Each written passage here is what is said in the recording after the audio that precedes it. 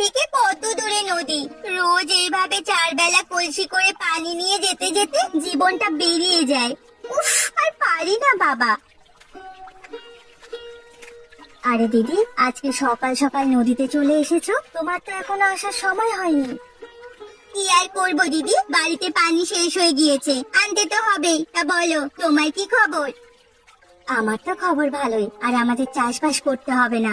গত মাসে রফিক দাদা আর আমার স্বামী দুজনে মিলে যে শহরে একটা কোম্পানিতে কথা বলতে গিয়েছিল, সেই কোম্পানিতে আমার স্বামীর চাকরিটা হয়ে গেছে। এবার সবাই মিলে শহরে গিয়ে থাকবো, ওখানে অনেক সুযোগ সুবিধে। ও তাই নাকি?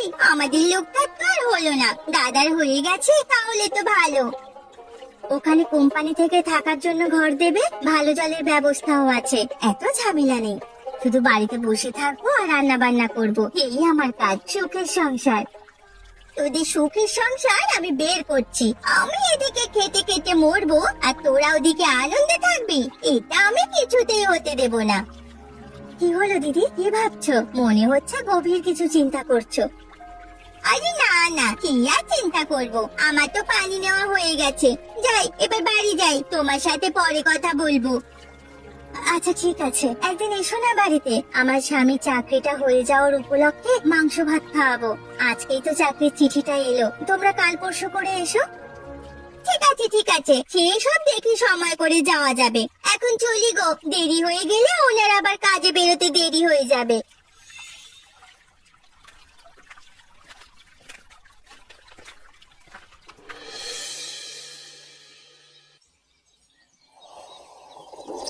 আরে আস্তে খা বাবা, আস্তে খা, গরম চা, যে পুড়ে যাবে। আরে ধীরে সুস্থে খাওয়ার মতো সময় নাই কোমা, অনেকটা দেরি হয়ে গেছে, আবার ধীরে ধীরে খেলে আরো অনেক দেরি হয়ে যাবে। সকাল বেলায় কোথায় বেরোনো হয়েছিল? এত দেরি করে বাড়ি ফিরলি? অফিস যেতে তো দেরি হবে, কোনো একটা সময় জ্ঞান নেই। ও তোমাকে তো বলতে ভুলেই গেছি, জামাইবাবু শহরের কোম্পানিতে চাকরি পেয়ে গেছে, ওই জন্যই আজকে সকালে বেরিয়েছিলাম। গিয়েছিলাম পোস্ট অফিস, দেখলাম কাদের কাদের নাম এসেছে। ওমা তাই নাকি? আমি জানতাম ছেলেটা একদিন না একদিন প্রতিষ্ঠিত হবে, খুব পরিশ্রমী ছেলেটা। শুধু তুমি কেন, আমিও জানতাম জামাইবাবু ঠিক একদিন প্রতিষ্ঠিত হবে। কত ভালো ছেলে, এত ভালো ছেলে পাওয়াই যায় না। যাক বাবা, আমার মেয়েটাকে আরো তো খাটতে হবে না, এবার একটু শান্তি পাবে, বাড়িতে শুয়ে বসে কাটাতে পারবে। ওটা আবার বেশি ঝামেলা গো, শুয়ে বসে কাটালে বেশি শরীর খারাপ করে। কাজের মধ্যে ব্যস্ত থাকলে তবু শরীরটা একটু ভালো থাকে। আরে কিছু হবে না, বাড়িতে রান্না বান্না, কাপড় কাচা, অনেক কাজ আছে। তোরা কি ভাবিস মেয়েদের কাজ এতটাই সহজ নাকি? আহা, আমি আবার এসব কখন বললাম? তোমাকে এক বলছি, তুমি আর এক মনে করছো। এখন এসব নিয়ে তর্ক করবার সময় আমার নেই। আমি আসছি মা, তুমি সাবধানে থেকো, সময় মতো খেয়ে নিও। হ্যাঁ বাবা, আমি সব করে নেব, একদম চিন্তা করিস না, তুই সাবধানে যা।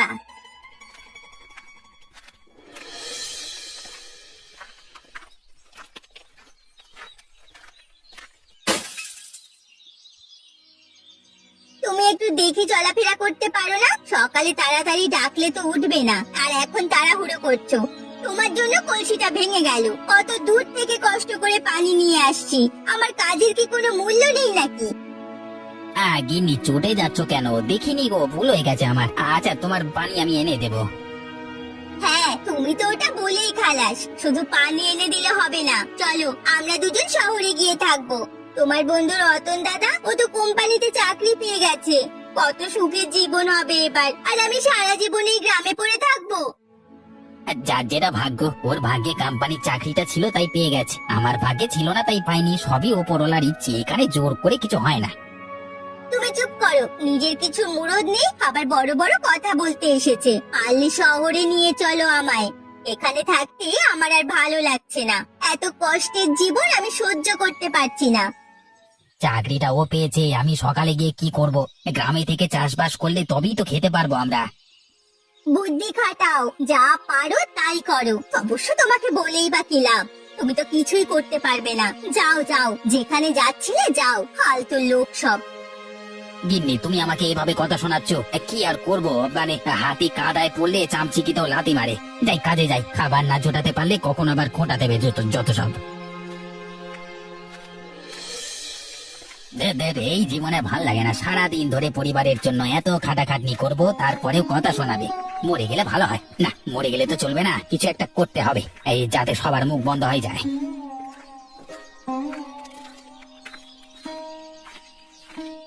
আরে রফিক, এই না মিষ্টিকা, আজকে আমার খুব খুশির দিন, আমি কোম্পানি চাকরিটা পেয়ে গেছি। মিষ্টিকা। না রে, আমি মিষ্টি খেতে পারবো না, ডাক্তার খেতে বারণ করেছে, খেলে নাকি আমার শরীর খারাপ করে যাবে। তোর কাছে রেখে দে। আচ্ছা ঠিক আছে, তুই তাহলে আমার বাড়িতে আসিস, আমি কিছু খাইয়ে দেবো ক্ষণ। এখন আমি গেলাম রে, অনেক কাজকর্ম বাকি আছে, ব্যাগ গোছাতে হবে, শহরের উদ্দেশ্যে বেরোতে হবে কদিনের মধ্যেই। ঠিক আছে রে, আমিও মাটির দিকে যাই, কাজ করতে হবে। হ্যাঁ, ভালোভাবে যাস, আশা করছি পরের বছর তুইও চাকরিটা পেয়ে যাবি। আর যা সাহায্য লাগবে আমাকে বলবি, আমি সব করবো। এখন চলি। আচ্ছা, ওই চিঠিটা রতনের থেকে যদি আমি হাতিয়ে নিতে পারি তাহলেই তো কোম্পানিতে চাকরি আমার হয়ে যাবে। সব কাজ তো এই চিঠির, যার হাতে চিঠি থাকবে কাজ হলো তার। পরিকল্পনা করতে হবে, গভীর পরিকল্পনা। এই তো বুদ্ধি মাথায় এসেছে। রতনের ছেলেকে আমি যদি অপহরণ করে নিই তাহলেই তো সবকিছু মিটে যাবে। তারপর আমি যা ইচ্ছে তাই চেয়ে নিতে পারবো, তখনই আমি চাকরির চিঠিপত্রটা চেয়ে নেব। তারপর আমি আর আমার স্ত্রী দুজনে মিলে শহরে গিয়ে অ্যাশ করবো, মানে বসবাস করবো। কিন্নিও খুব খুশি হবে আর আমাকে কথা শোনাবে না।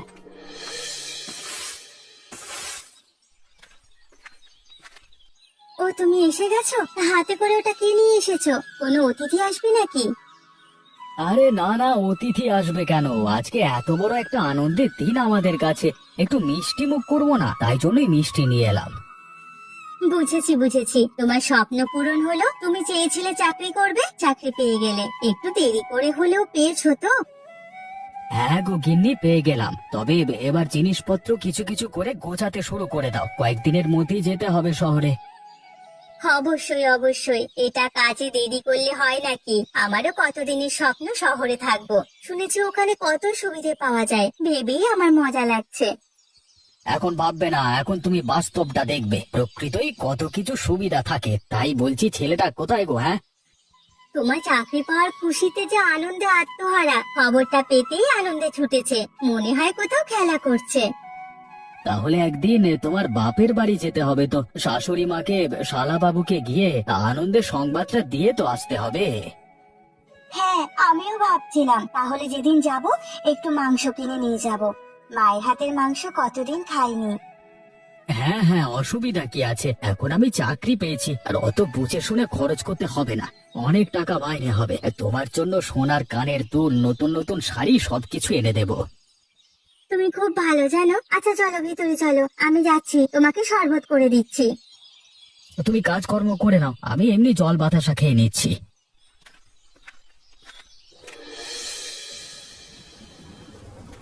এ বাবা, বৃষ্টি এলো যে, তাড়াতাড়ি বাড়ি ফিরতে হবে, ভিজে গেলে মা আবার বকবে। এমনি এই সকালে মায়ের কথা শুনে বেরিয়ে এসেছি, আজকে কপালে দুঃখ আছে। আরে দাঁড়া দাঁড়া, কোথায় ছুটে ছুটে যাচ্ছিস? এত তাড়া কিসের রে? হ্যাঁ,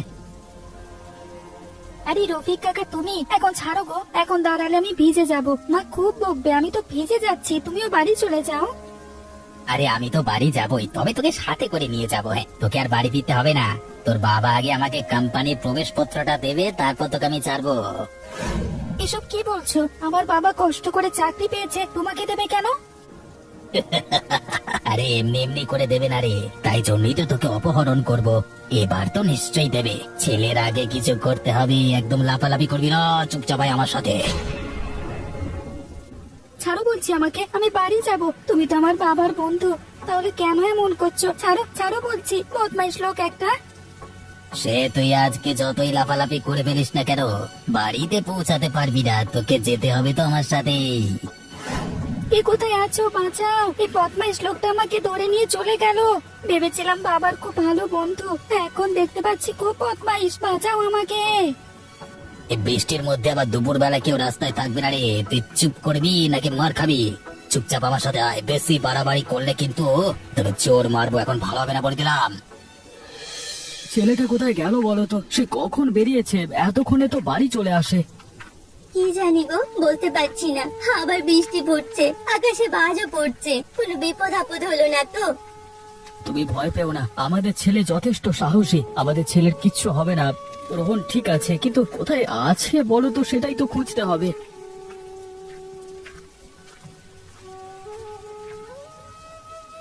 এবার আমার সত্যি খুব ভয় করছে গো। রোহনের কি হলো?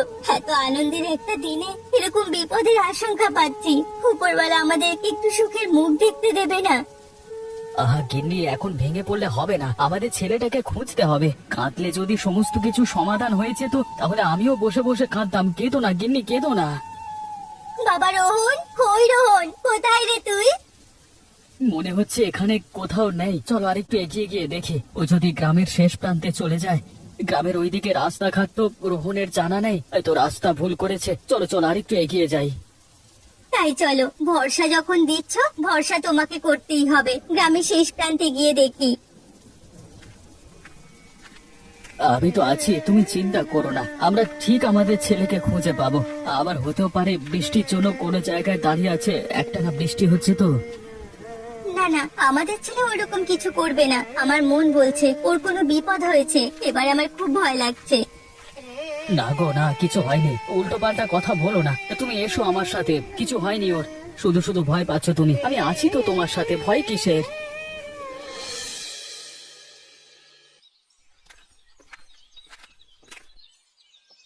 রোহন বাবা, এখানে আছিস? থাকলে আমাদের সাড়া দে, আমরা যে অনেকক্ষণ থেকে তোকে খোঁজাখুঁজি করছি। আরে রতন, অবেলা এখানে কি করছিস? দেখ না ভাই, আমার ছেলেটাকে দুপুর থেকে খুঁজে পাচ্ছি না। সে সকালবেলা খেলতে বেরিয়েছে আর বাড়ি ফেরেনি। আরে ফিরবে কি করে? ওকে যে আমি অপহরণ করেছি। আমার ছেলে কোথায় বল আগে, নইলে কিন্তু মেরেই ফেলবো। আরে থাম থাম, আমাকে মেরে ফেললে আর ছেলেকে খুঁজে পাবি না। আরে ঠান্ডা মাথায় জিনিসটা ভাব, আমি কি চাইছি সেটা ভাব। কি চাই তোর? কেন এমন করছিস? কোম্পানি থেকে যে প্রবেশপত্রটা এসেছে ওটা আমার চাই। আমি কাজ করবো এই কোম্পানিতে। তুই যদি দিস তাহলে ছেলেকে পাবি, না হলে পাবি না। আচ্ছা আচ্ছা, আমি দেবো। আগে আমার ছেলেকে ছেড়ে দে, তুই যেটা চাইছিস সেটাই দেবো। শুধু ওর কিছু করবি না। আগে কাগজপত্র নিয়ে আয়, তারপরে কথা হবে। আমাকে অতটা বোকা মনে করিস না। রফিক দাদা, আপনি তো আমার স্বামীর এতদিনের বন্ধু। আপনি যে আজ পর্যন্ত এমন করলেন, নিজের যোগ্যতায় কাজ পাওয়ার তো সামর্থ্য নেই, তাহলে এইভাবে আমার ছেলেকে অপহরণ করে? ছি ছি ছি। দেখ ভাই রতন, তোর বউকে চুপ করতে বল। আমার মাথা গরম হয়ে গেলে কিন্তু তোর ছেলে বাঁচবে না। যত তাড়াতাড়ি সম্ভব হয় ওই কোম্পানির প্রবেশপত্রটা আমাকে দে, আর তোর ছেলেকে নিয়ে যা। আমার স্বপ্ন আর বাস্তবায়িত হলো না, সব শেষ। কিছুই হয়নি। আমরা তো গ্রামের শেষ প্রান্তে চলে এসেছি, আর একটু গেলেই তো আমার বাপের বাড়ি। চলো না, আমরা ভাইকে গিয়ে সব কথা বলি। ও তো পুলিশ, নিশ্চয়ই কিছু একটা করবে। ঠিক আছে, তাই চলো।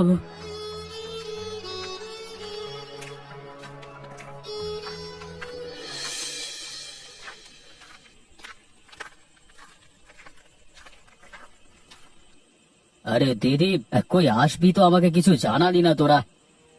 শালা বাবু, আসলে আমরা তোমার কাছে কিছু সাহায্য চাইতে এসেছি। যদি তুমি সাহায্য করতে খুব ভালো হতো। তোমার দিদির মনের অবস্থা একদম ভালো নেই গো। কি হয়েছে জামাই বাবু, আমাকে বলুন, আমি সব রকম ভাবে সাহায্য করব। আসলে আমার এক বন্ধু রফিক তোমার ভাগ্নে অর্থাৎ আমার ছেলে রোহনকে অপহরণ করেছে। আমি কোম্পানিতে চাকরি পেয়েছি সেই কোম্পানির প্রবেশপত্রটা নেওয়ার জন্য। এবার আমি কি করব বুঝতে পারছি না।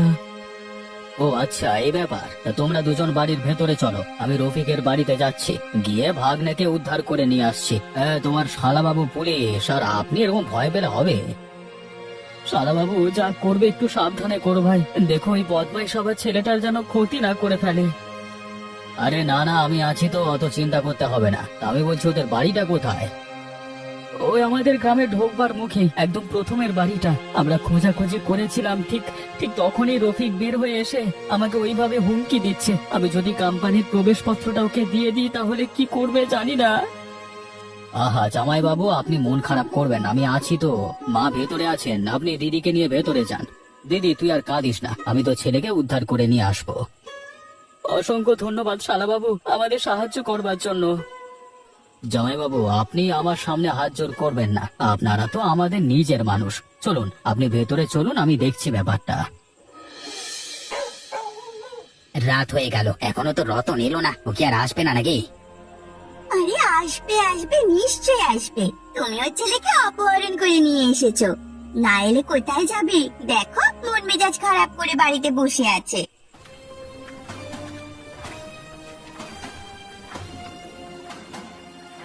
কেউ মন খারাপ করে বসে নেই। মন খারাপ তো এবার তোদের হবে রে। তোদের অপহরণ করবার খুব শখ, তাই না? চল, তোর অপহরণ করা বার করছি। আরে পুলিশ, আমরা কিছু করিনি। আর মিথ্যে কথা বলে লাভ নেই। সামনে বাচ্চাটাকে বেঁধে রেখে দিয়েছিস, আমি দেখতে পাচ্ছি না বোধ নয়। একদম চালাকি করবার চেষ্টা করবি না। চল আমার সাথে, অপহরণ করতে এসেছে। এ রতন, তুই পুলিশ ডেকেছিস, আমি তোকে ছাড়বো না।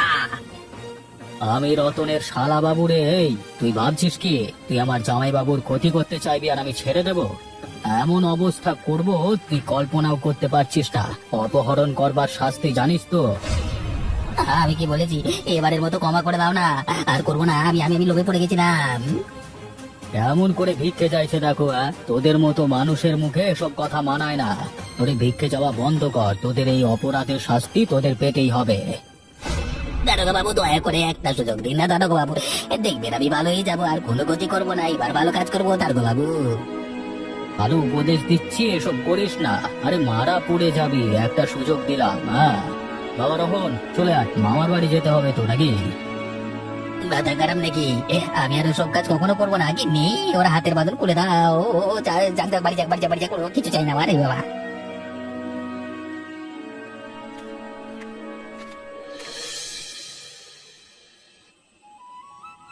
বাবা, সবাই ভালো করে খাও। হঠাৎ করেই তো সব চলে এলে, তাই বেশি কিছু আয়োজন করতে পারিনি। মাংস দোকানে যতটুকু পেয়েছি তাই এনেছি। দিদিমা, দিদিমা, তুমি মাংস রান্না করেছো? তোমার হাতের মাংস রান্নাটা না খুব সুস্বাদু হয়, আমার খেতে খুব ভালো লাগে। ও তাই নাকি? তাহলে পেট ভরে খাও। হ্যাঁ হ্যাঁ, খাবোই তো। দিদিমা জানো, মামা সিনেমার নায়কের মতো গেল আর আমাকে বাঁচিয়ে নিয়ে চলে এলো। মামার কত ক্ষমতা! ভাগ্নে, তোর ভালো লেগেছে? হ্যাঁ, এটাই আমার কাজ। শুধু চোরেদের ধরে বেড়াই, বুঝলি? বাবা, খাবার সময় এত কথা বলতে নেই। আমার খুব ভালো হয়েছে বললে তো। তাড়াতাড়ি মাংস ভাতটা খেয়ে নে, তারপরে সবাই মিলে বসে গল্প করব, ঠিক আছে? আচ্ছা, তুমি যেমন বলবে আমি তেমনই করব। এত সুন্দর খাবার খাওয়াচ্ছ আমাকে, কথা কি শুনতে হবে, তাই না? হ্যাঁ অবশ্যই। জামাই বাবা জীবন, তোমাকে আর একটু মাংস দিই? না না, ঠিক আছে, এতে আমার পেট ভরে যাবে। এর থেকে বেশি আর খেতে পারবো না, আমার এতি হয়ে গেছে। জামাইবাবু, এটুকু খেলে হয় নাকি? মা, জামাইবাবুকে মাংস দাও। জামাইবাবু লজ্জা করে খাচ্ছে। আরে না না, তেমন কিছু নয়, আমার পেট ভরে গেছে, ক্ষুধা মিটে গেছে। এবার একটু বিশ্রাম করতে চাই, আর খেতে পারবো না। মহেন্দ্র, জামাই বাবা জীবন যখন খেতে পারবে না, অত জোর করিস না। তুমি তাহলে ভিতরে গিয়ে বিশ্রাম করো, কেমন? আর কিছু দরকার হলে আমাদের বলো। নদীর পাড় একেবারে কানায় কানায় পূর্ণ, কত জল, কত মাছ।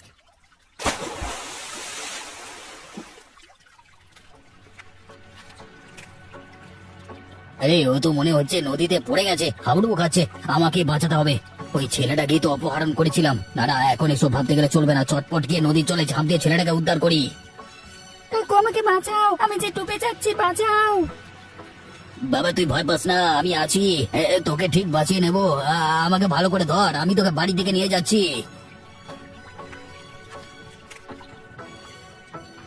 কাকু, তোমাকে অসংখ্য ধন্যবাদ। ভাগ্যিস তুমি আমাকে বাঁচালে। আমি ভেবেছিলাম তুমি খুব খারাপ, আমাকে ধরে নিয়ে তোমাদের বাড়িতে বেঁধে রেখেছিলে, কিন্তু তুমি খুব ভালো গো। না রে বাবা, আমি ভুল করে ফেলেছিলাম। আমি খারাপ মানুষ নই, সকলকে সাহায্য করতাম। হঠাৎ মনের মধ্যে কি এলো, এরকম করে ফেললাম জানিস। কাকু, তুমি আমার সাথে আমার মামার বাড়ি চলো। ওখানে আমার বাবা মা সবাই আছে, সবার তো জানা দরকার তুমি আমাকে বাঁচিয়েছো। কেন যে আমি খারাপ কাজটা করতে গেলাম। যাই যাই, ছেলেটার সাথে যাই, গিয়ে রতনের কাছে ক্ষমা চেয়ে নেব। ছেলেটার মনটা খুবই ভালো, একটা ভালো কাজ করে সত্যি খুব মনে শান্তি পেলাম।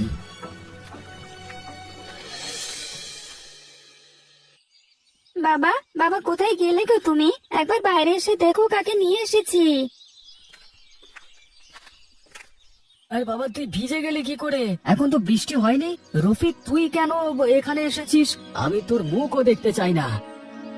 ভাই ভাই রতন, আমি ভুল বুঝতে পেরেছি রে, আমার অনেক বড় ভুল করে ফেলেছিলাম। এরকম ভুল কখনো হবে না, মাফ কর ভাই। বাবা, বাবা কাকু খুব ভালো। আমি নদীতে পড়ে গেছিলাম, কাকু আমাকে বাঁচিয়েছে, ওই জন্যই তোমার শরীরের পোশাক ভিজে। আচ্ছা, ছেলেটা বলছে বলে তোকে আমি আজকে ক্ষমা করে দিচ্ছি, কিন্তু শোন ভাই, এরকম কিছু করিস না। তুই আমার খুব ছোটবেলার বন্ধু, কেন এমন করিস? এর ফলে সম্পর্ক নষ্ট হবে।